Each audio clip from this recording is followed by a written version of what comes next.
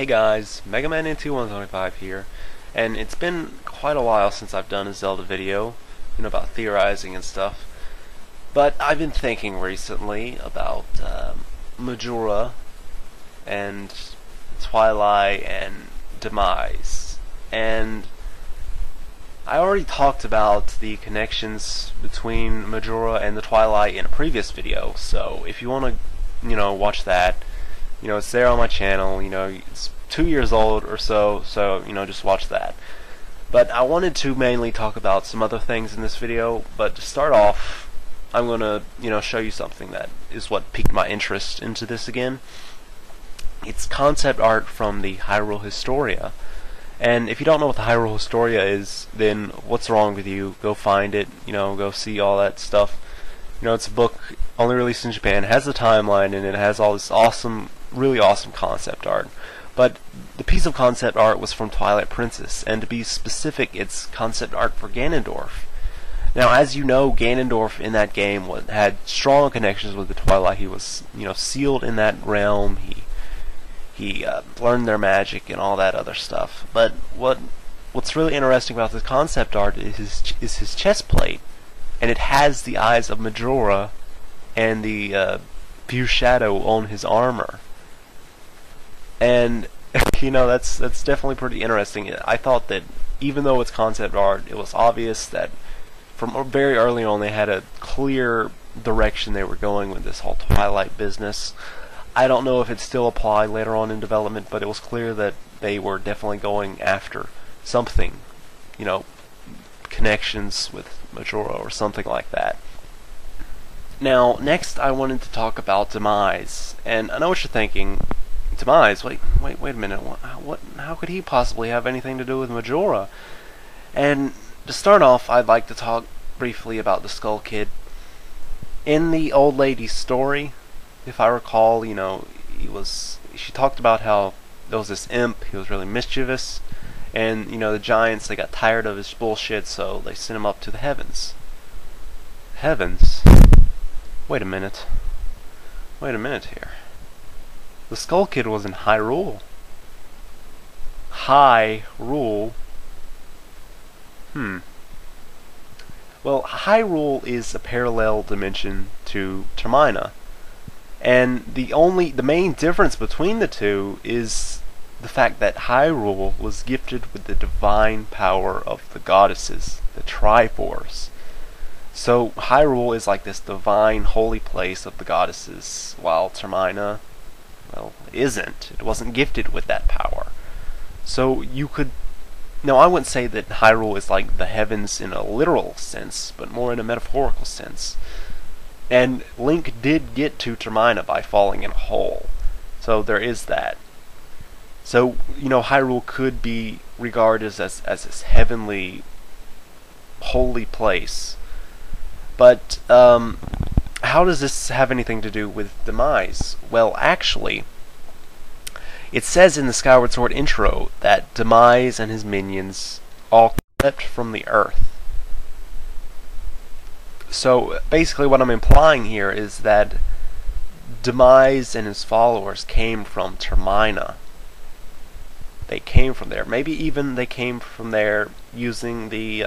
I read one theory that they came to Hyrule using the Stone Tower Temple, which is pretty interesting when you think about the Stone Tower Temple and how it works, and the whole upside down world thing. Yeah.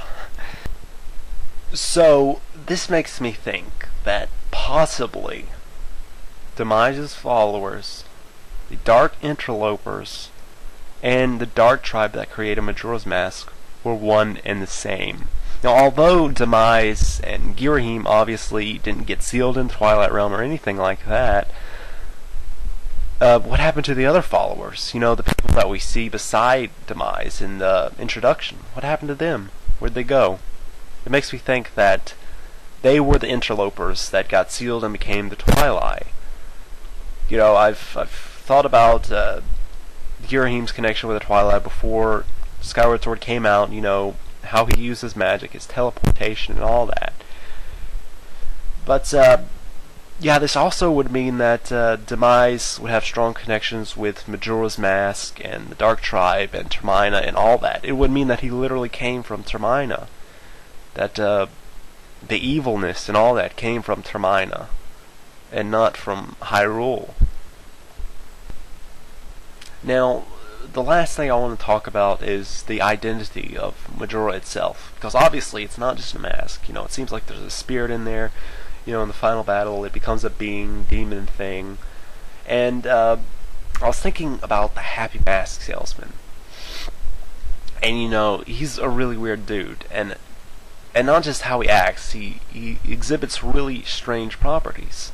For instance, in the ending, when he walks away, he just disappears. He fades out of existence. And I don't know if that was just N64 having lower hardware, and if it was just like render distance or anything, but it's still pretty interesting. And what's most interesting is how when he changes emotions, it's really quick, it's really jerky, it seems like really, really bad animation. And it seems to me like it's almost as if he's putting on different masks for his different emotions. And when thinking about the the kids in the moon that are obviously little versions of the Happy Mask Salesman wearing the different masks, it makes me think that the Happy Mask Salesman is Majora. Now, I know what you're thinking. The Happy Mask Salesman isn't a bad, evil dude. How can he be this demon thing? And I wouldn't say that he is this evil dude. I would say that the Majora that we fight in the end of the game is a personification of a certain emotion. He's the Happy Mask Salesman's wrath. He's Majora's wrath.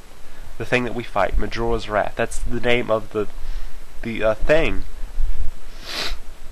And this would actually be pretty interesting. It'd give the Happy Mask Salesman a much bigger role. It would mean that he's very, very powerful. But what's another interesting thing, and this is the last thing, and it's kind of a stretch, is in the introduction for Skyward Sword, one of Demise's followers that we see, the one closest to him on the left, he looks like this kind of chipper looking guy. You can't really see a smile or anything or facial features, but it's his eyes that you can see. And it's kind of a stretch, but I don't know, that might be the Happy Mask Salesman. If all this is true, it would mean that the Happy Mask Salesman was one of Demise's followers and one of the interlopers, but he managed to escape from getting sealed in the Twilight Realm. Maybe he changed his ways, or he went on to do other things like run a Happy Mask shop, and maybe he just lost track of one of his masks, his most powerful